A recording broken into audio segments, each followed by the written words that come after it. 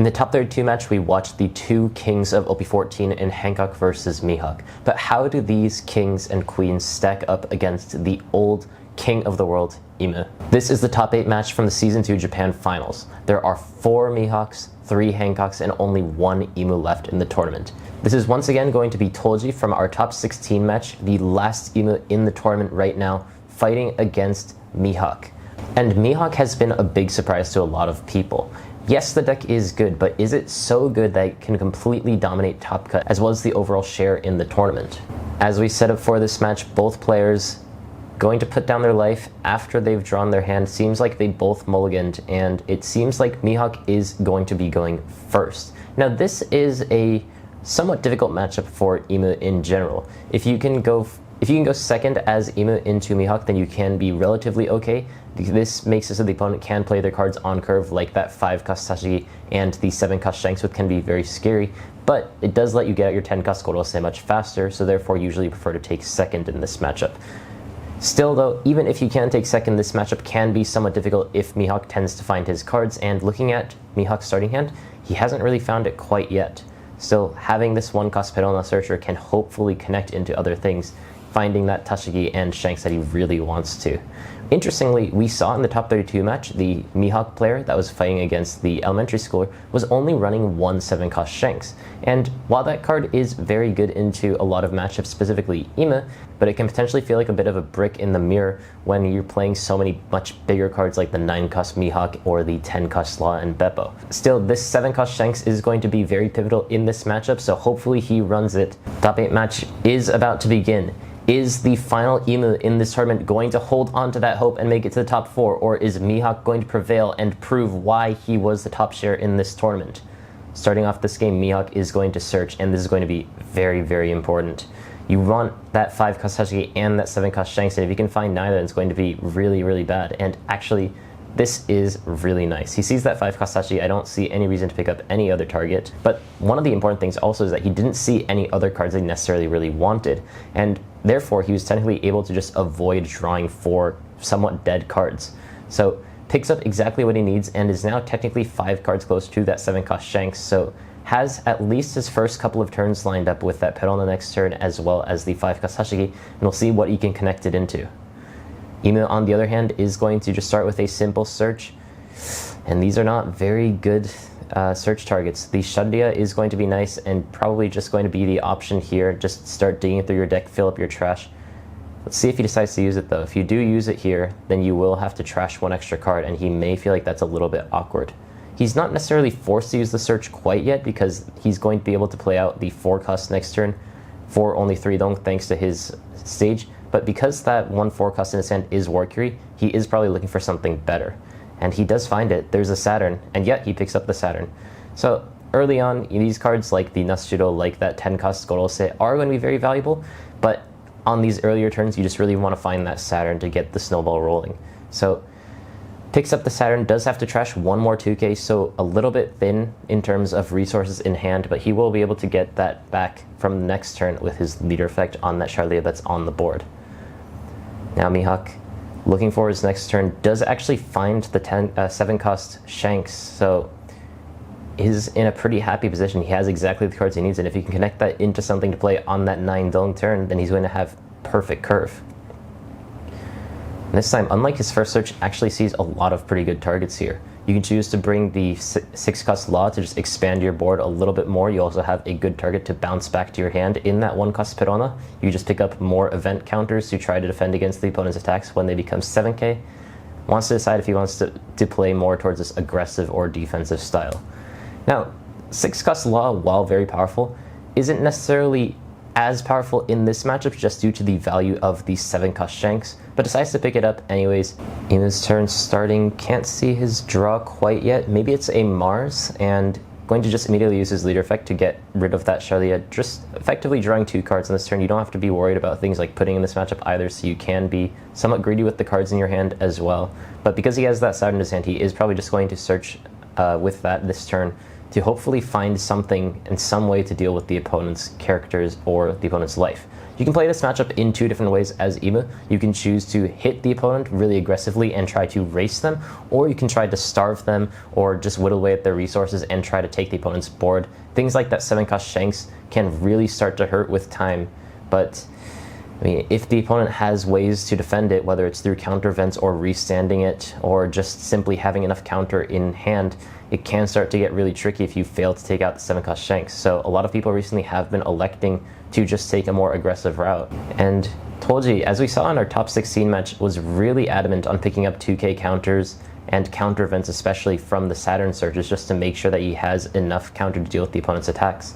This may just be a playstyle thing where Tolji identifies that he just needs to be somewhat safe, get to that 10-cost Gorosei turn, and then he'll be able to win. And I think that that's exactly what he's electing to do. Picks up the 7-cost Peter from his search among all the other options, just getting more and more 2Ks in his hand, because he did have to trash a couple on that first turn through all of his searches, and passes turn 1 Dong active.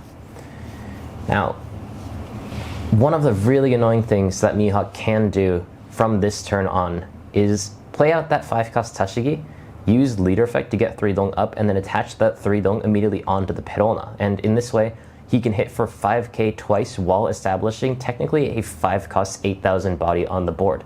And because that Tashigi is going to be active, it's also going to be protected by its own effect. So very strong power play. I don't see any reason for him to do anything else. So we'll see what he decides to do here. Plays out that Tashigi first, and deciding if and where exactly he wants to use his leader effect. He can also rest the Tashigi itself and maybe pump it up to 8,000 power, but that seems a little bit awkward. I think the better play here is to just rest that Perona, get 3 Dong back, and hit immediately with that other Perona. Uses the leader effect, rests the Perona, and gets 3 Dong back. Now, importantly, he won't be able to play any more characters on this turn, but he can use this Dong in numerous other ways, and this is exactly what we're talking about.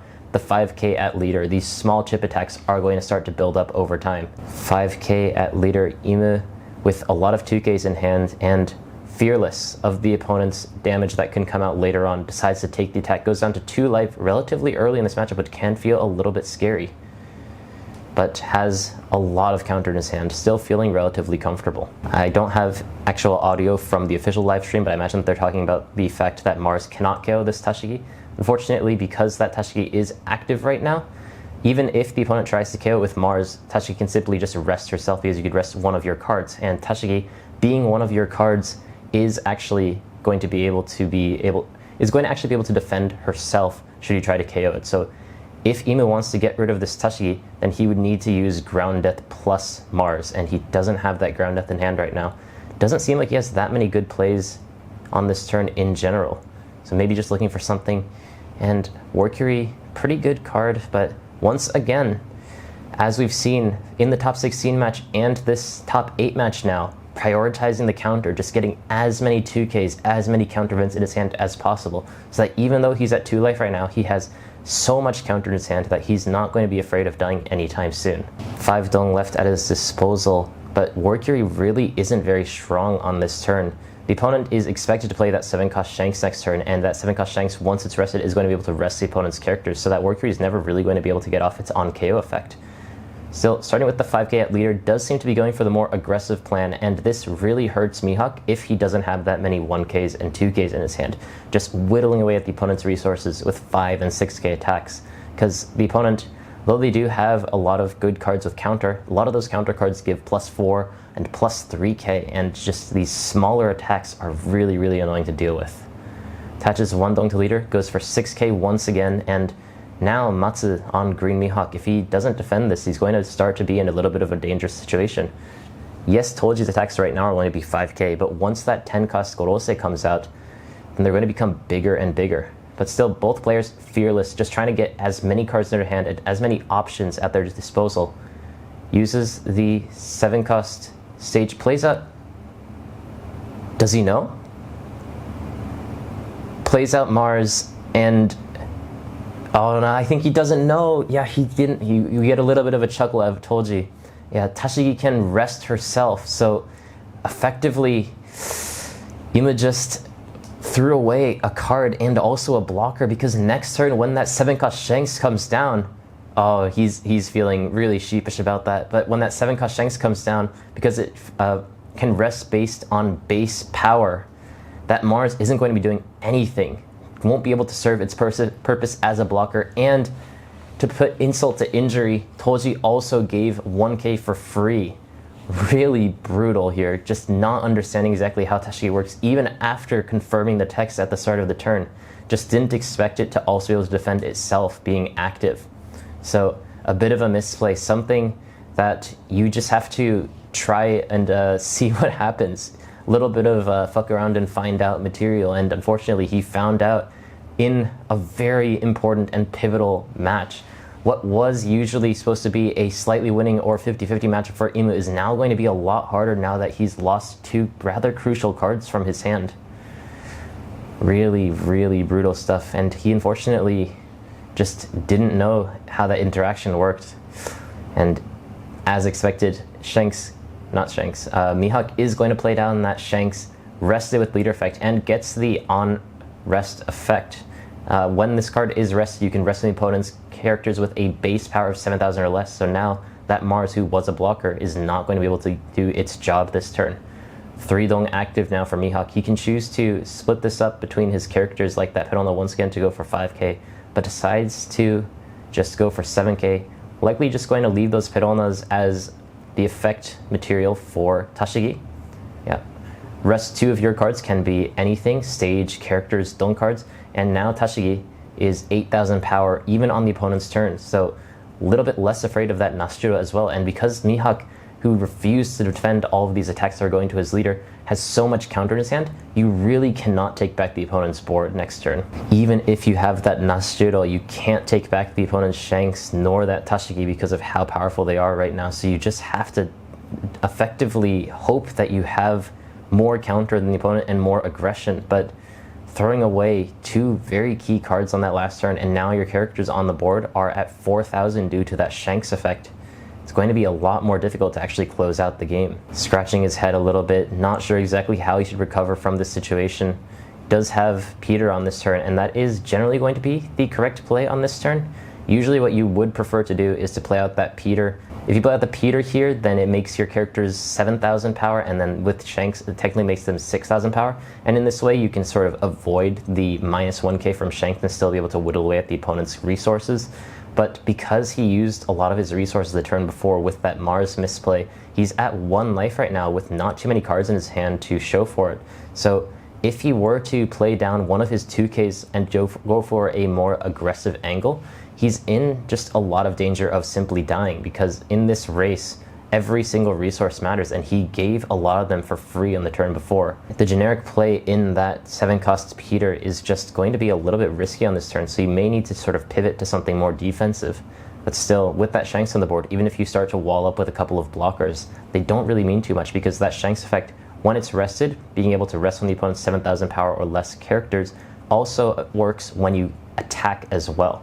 So as soon as he attacks with that Shanks, whether it's Mars or something like Warcury that could potentially come out, that card's not going to be blocking on that turn. And going into that 10-cost Gorosei turn, Imu needs to be as healthy as possible, with something like Dead Man's Game always going to be a factor in this matchup. Toji deciding what he wants to do. That leader is not affected by Shanks, so it will be at 5,000 still. Doesn't have 19 cards left yet in trash, but just goes for the 5k leader first, see if the opponent has the counter, and he does. The Tashigi not going to give any information. That Tashigi isn't going to be that helpful later on, so gladly counter with that as Matsu. And now Toji needs to decide right now if he wants to be more defensive, potentially playing out things like Saturn and another blocker, or if he wants to put out that Peter. And he goes for the Peter. Now these characters that were 4,000 power are now at 6,000 power and can hit the opponent's leader without attaching any Dong if he chooses to. Toji deciding where he wants to put his Dong, attaches one to Saturn and goes 7,000 leader. This is very good because the opponent has only 1 Dong up. If, for example, the opponent had a couple more Dong up, then potentially you would maybe want to hit at 5 or 6k because you're expecting the opponent to have a lot of counter events. You want to waste them on these lower power attacks. But deciding to just go for the 7k attack, potentially lining up another 7k with that Mars afterwards, is going to maybe get a couple of more cards out of Mihawk's hand. But Matsu, as he's been doing the entire game, is fearless, taking his life once again. The 7k attack is no problem for him, and I think that Toji is starting to panic. If he wants to play out that character on his board, then he won't be able to attack with Mars. He really wanted Matsu to defend that 7k attack, but Matsu, maybe just reading through it, was able to just identify that the attacks aren't going to get much bigger than that. Still, yeah, Toji going for the 7k, he needs a little bit, any sort of value that he can potentially get out of this Mihawk, and even if it's just one counter event, he will get it out of his hand and try to get that small bit closer to lethal. But looking at Mihawk's hand right now, he has so many counter events right now, and so much counter that 10 cost Law and Beppo in hand as well, if the game gets to that point, is also going to be somewhat scary. And now Mihawk has a couple of options here. He can just keep hitting the opponent's leader and keep racing him, or he can actually rest that 7 cost Peter and take it out. If he gets rid of that 7 cost Peter, then the cards that are on the board right now in that Mars and Saturn are not going to be that strong, because they will be reset back to 4,000 power on the opponent's turn. So we'll have to see. This attack is likely just going to be going into leader and then resting Peter, and in this way you can use your other attacks to then potentially hit into Peter, but we're going to have to see exactly how Matsu wants to take this game. This 9k attack and how Toji decides to deal with it is probably going to change a lot of that. For example, if he takes this attack, for sure Mihawk's just going to keep hitting at the opponent's leader.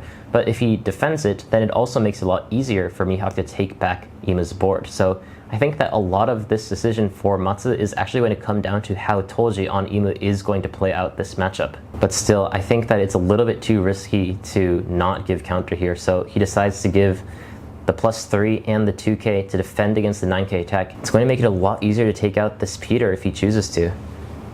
Does he go for the Peter, or does he go for life now? It's going to be a bit hard to say what's going to be correct in this situation.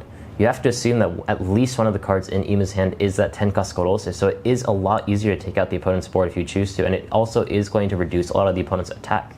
But maybe for Matsu, it doesn't matter how many attacks Ima has, he's going to be ahead. Yeah, and actually the attack did go into leader, so Matsu identifying that he doesn't actually need to take out the opponent's board to win this matchup, plays out that 6 cost Law, which importantly, being 6 costs and a blocker now that you have 1 or less life, is going to be very difficult to get rid of with things like Mars, with things like Ground Death that can only affect 5 costs. Ooh.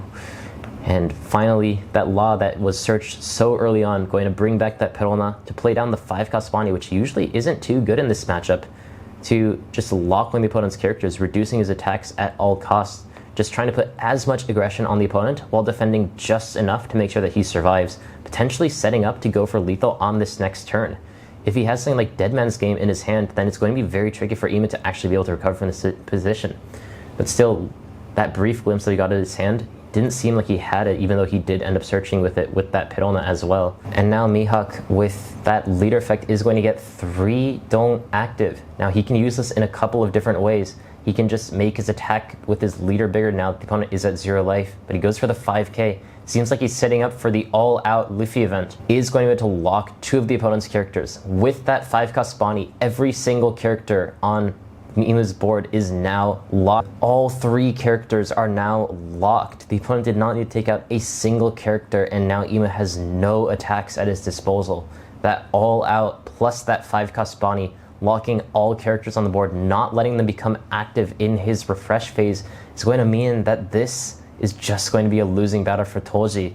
He's finally at that Tendong turn, but with only 6 cards in hand and 0 life, with things like 7 cost Shanks and the threat of Dead Man's Game, this matchup already feels as good as over for Toji. Even though Mihawk doesn't have that event in his hand right now, the amount of damage that's on the board currently with that 6 cost Law, 5 cost Bonnie, as well as the real big threats in Tashigi and Shanks, there's just far too much damage on this board that these characters cannot deal with. So use his leader effect to get rid of one of the characters on the board for 1 draw, just trying to find a little bit more counter, one possible way to survive on this turn, because if he can manage to survive on this turn, he's going to have to finish the game next turn. Still, he has to go for a defensive play on this turn. He plays out the 10 cost Gorose, and with that activation, we're going to have to see how much damage he can really do. He needs to mitigate the opponent's damage just enough to survive on this next turn, while also setting up to try to go for lethal on the next turn. So, importantly, this Mars, who, as we saw before, cannot KO Tashigi, is probably going to get rid of that 5-cost Bonnie, and Nasjiro, see how much damage it can do. But unfortunately, with your entire board reduced in power by 1,000 thanks to that Shanks being rested, it's going to be a lot more difficult to actually take out the opponent's board, considering the amount of counter that he has in his hand. That one dong up is so powerful because it equates to 4,000 counter for free. Still though, here comes the Ryoiki Tenkai, the 5 elders on the board. The one last hope for Imu, the one dream. Are these characters going to be enough? Goes into the Saturn search. He really needs to find counter events. Finds Nasjiro instead. But he may just not have enough counter on this turn. Now deciding if he really wants to use this Mars effect, it seems, because he will have to cut cards with counter out of his hand to be able to defend against that Bonnie attack. I'd be surprised if he didn't end up using it though. Even with the very few amount of cards that he has in his hand, just trading a 1k for that potential 6k attack is going to be worth it. So gets rid of that Bonnie that did come out of that 6-cost law. And now the question is, what can he do with this Nasjiro? This Nasjiro being able to hit into the opponent's board may potentially be able to do some damage, but unfortunately you have to consider that the opponent may also have Dead Man's Game. Because Dead Man's Game can rest your events as well, if the opponent has 1 to potentially 2 Dead Man's Games, you have to overcompensate with counter events to make sure that even if they rest some of your counter events, you can still use them. So deciding exactly what threshold he needs to hit with 2 dong on that base 7,000 horse with the minus 1,000 power from Shanks is going to only be hitting for 8,000 into the Tashigi, reducing the power by 2,000. Lots of imaginary numbers right now. 8,000 into 6,000, and decides to very easily, very efficiently use one of the counter events that he has in his hand to defend against that attack. Now Toji ideally would want to attach more dong onto his leader and hit once more because that Tashigi is in a relatively weak position. But if he puts too much dong on his leader, then he can really be exposed by something like Dead Man's Game.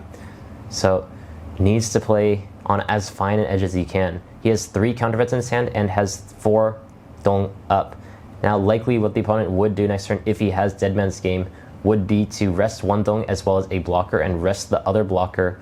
But it's not going to be enough to defend against all of the opponent's attacks that he has. So really what he has to do is just hope the opponent doesn't have Dead Man's Game and play around that. He can't play around everything in this game. He just needs to hope that he doesn't have it. Thankfully, in this position though, Mihawk doesn't have that Dead Man's Game, so is not going to die to that quite yet, but Mihawk just may have enough damage on board anyways, with how strong this Shanks is when it can start to attack as well. So picks up another Shanks, which can technically rest one of the opponent's characters as well. So another way to get over the opponent's blockers. With your leader effect, you will get 3 dong back, so that technically only costs 4. Not a bad way to deal with the situation right now, but needs to consider exactly how he wants to spread out his dong, because 4 counter events up, you need to make sure that those attacks actually go through. Debating on if it's worth it to play that 7-cost Shanks to just rest one of the opponent's blockers, or if he should just go for the first hit with Shanks. Decides to go for the 9k at leader, resting this worker. He can no longer use that block and therefore on KO effect.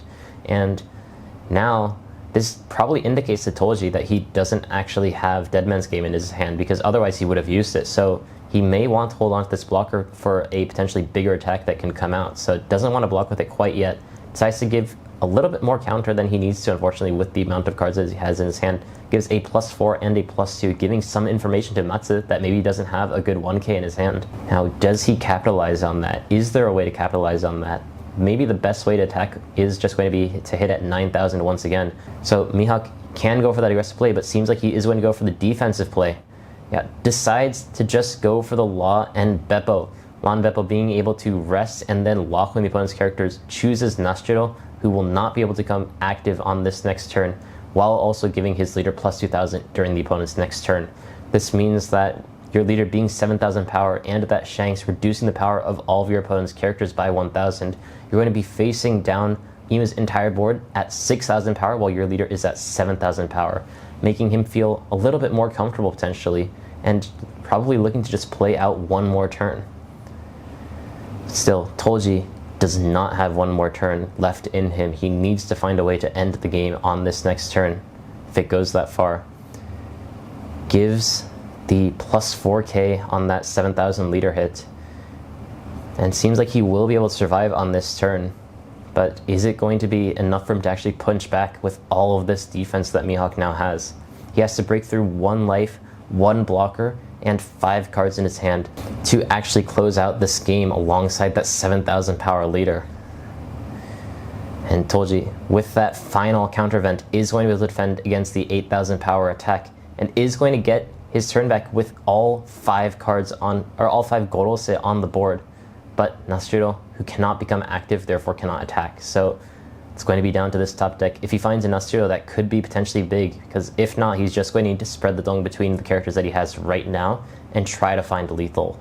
But still, you have to imagine that Matsu knows that this is going to happen. The opponent has to go for lethal on this turn, so you can't bluff that you have enough counter. You just need to know that you have enough counter. And Matsu, the way that he decided to play this last turn, is probably feeling very confident in this situation. Going for that 1 more draw, the ground death was not going to be helpful. Is the 1 draw by getting rid of that Nasjiro going to be helpful? It's another ground death, it seems, which is going to really hurt. That 6 cost slot being 6 costs, barely out of range of ground death's main effect, means that it is going to become a blocker on this turn. So Ime, with only 5 attacks at his disposal, the opponent's leader at 7,000, his board at 6,000, 1 blocker, 1 life. Is it going to be enough? Starts with an 8,000 power attack at leader. Matsu does have a 2k in his hand, but decides to take it, identifying that it doesn't actually hurt him if the attacks get bigger. But Toji still going for 8k, chipping away little by little at the opponent's resources. Mihawk not a deck to have too many 2ks, so he's hoping that these 8k attacks, which only cost 1 2k out of Mihawk, are going to start to hurt. And now they will. Doesn't have any more 2ks in his hand, so he does have to give a 1k 1k. These last 2 attacks both need to go through. If the opponent has anything more than a 1k counter, then Mihawk wins. And as we can see, with that Ichidai Sanzen Daisen Sekai, plus 4,000 to leader, and he has enough counter, which means Matsu is going to go into his final turn. Ime has nothing on the board, nothing in hand, and with 11,000 at leader, that's going to be game for Mihawk, who's going to secure his spot in the top 4.